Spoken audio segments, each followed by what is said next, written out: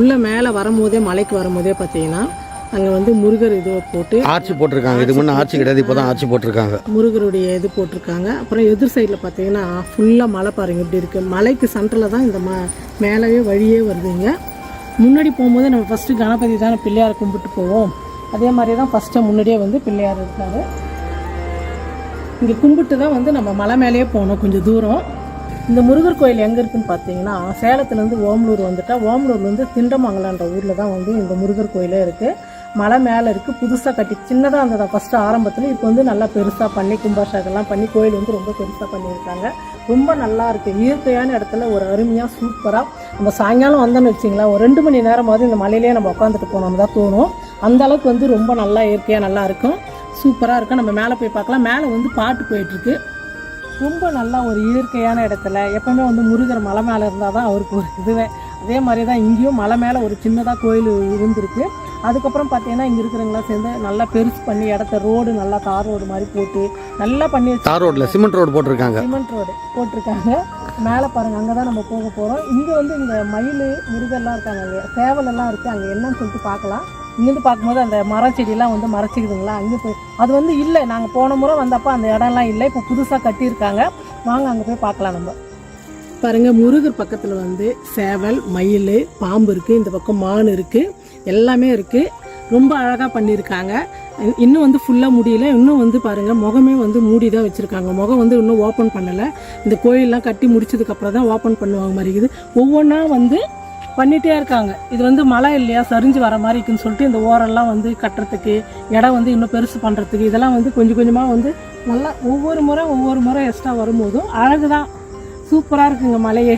நமக்கு வந்து எல்லாம் இயற்கையாக இருக்கிறதுனால எல்லாமே மூலிகை செடி தான். எப்படி இருக்குது பாருங்களேன். இப்போ இந்த இடத்துல இது இருக்கிறதுனால ரொம்ப ரொம்ப அழகாக இருக்குது. வாங்க நம்ம மேலே போய் பார்க்கலாம்.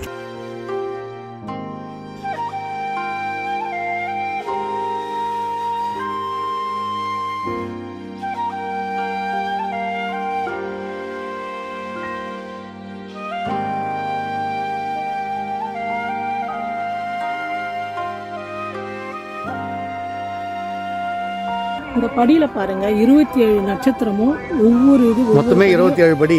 27 படிக்கு 27 நட்சத்திரம் பேர் வச்சிருக்காங்க. ஃபர்ஸ்ட் வந்து ரேவதி, மேலே வந்து ஃபர்ஸ்ட் படியில் வந்து அஸ்வினி, கடைசி படியில் வந்து ரேவதி நட்சத்திரம்.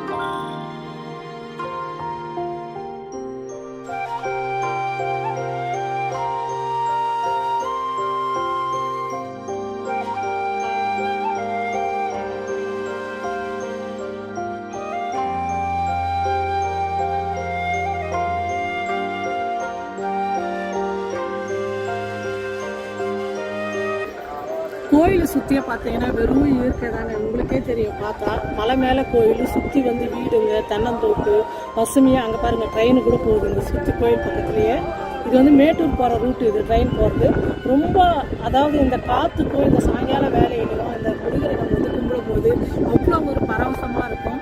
அதாவது எப்படி சொல்கிறதுன்னா மனசுக்குள்ளே வேறு எந்த ஒரு எண்ணமும் வராது. இயற்கையான இடத்துல அவரை பார்த்துட்டா போது நம்ம பார்த்துருப்பீங்க. அவ்வளோ ஒரு அழகான அந்த முகத்தை பார்க்க நமக்கு இன்னும் கொஞ்சம் நேரம் இருக்கலாம் இங்கே அப்படின்னு தான் தோணும். இதெல்லாம் பார்த்துட்டு நம்ம வந்து முருகரை பார்த்துட்டோம். இப்போ அடுத்தது ஸ்ரீ ரங்கநாதரை பார்க்க போகிறோம்.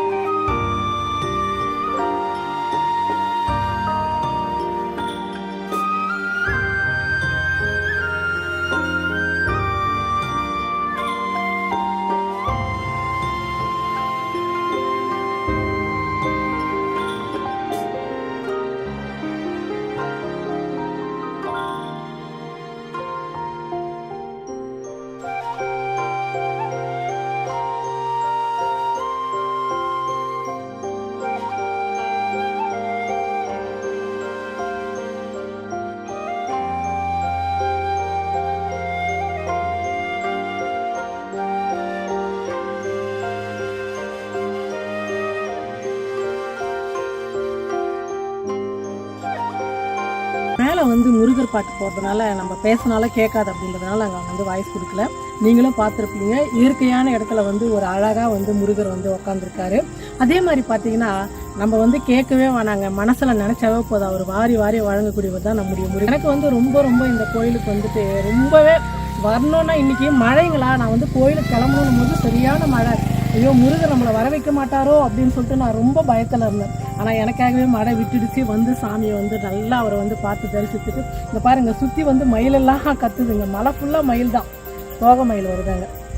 ரொம்ப இயற்கையாக ரொம்ப நல்லா இருக்குங்க. வந்தாவே மனசுக்கு வந்து நமக்கு எவ்வளோ பெரிய கஷ்டமாக இருந்தாலும் சரி, மனசுக்கு வந்து ரொம்ப ரொம்ப சந்தோஷமாக இருக்கும். அங்கே மயில் தோகை மயில் அங்கே இருக்கு, 10 மைலுக்கு மேலே இருக்குது. ஆனால் ஒன்று தான் இங்கே தெரியுது நமக்கு. அங்கே பாரு, எதில் பாரு, மலையில் நிறைய இருக்குது பாரு. அப்படியா? உனக்கு தெரிஞ்சது இங்கே தெரியுது. ஓ, அங்கே மேலே மரத்து மேலாம் உட்காந்துக்குது. கரெக்ட், மேலே இங்கே தெரியுதா? தோகை மயில் இங்கே தான் இருக்கு. இங்கே தெரியுதா தோகை மயில்? அங்கேயே இருக்கு பாரு நிறையா கீழே.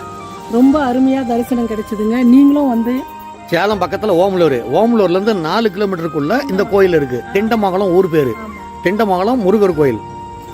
நீங்கள் வந்து இந்த பக்கம் போகிற மாதிரி இருந்தாவோ இல்லை பார்க்கணும், இந்த கோயிலை பார்த்ததுக்கப்புறம் நம்ம போயிட்டு கண்டிப்பாக பார்க்கணும் அப்படின்னு தோணுச்சுன்னா நீங்கள் கண்டிப்பாக வந்து ஒரு முறையாவது வந்துட்டு மேட்டூர் போகிறவங்களாம் பார்த்துட்டு போகலாம். போகிற வழி இது, மேட்டூர் போகிற வழி. அதனால் வந்து உள்ளே வந்து போகலாம். நல்லா இருக்குங்க. சாயங்காலம் ஒரு 5 மணிக்கு வந்துட்டா 7 மணி வரைக்கும் நம்ம அமைதியாக உட்காந்துட்டு அவரையே ஆனால் ஒவ்வொரு முறையும் இன்றைக்கி ராஜ அலங்காரம், இன்றைக்கி வந்து கிருத்திகை இல்லையா, ராஜ அலங்காரத்தோடு பார்த்துருப்பீங்க.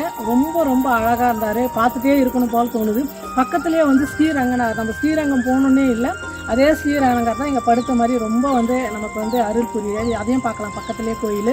ரொம்ப ரொம்ப மனசுக்கு நிறைவாக இருந்தது. நீங்களும் வந்து இந்த கோயிலை வந்து சுற்றி பாருங்கள். சுற்றி பார்த்துட்டு எப்படி இருக்குன்னு சொல்லிட்டு கமெண்ட் பண்ணுங்கள், ஷேர் பண்ணுங்கள். நன்றி.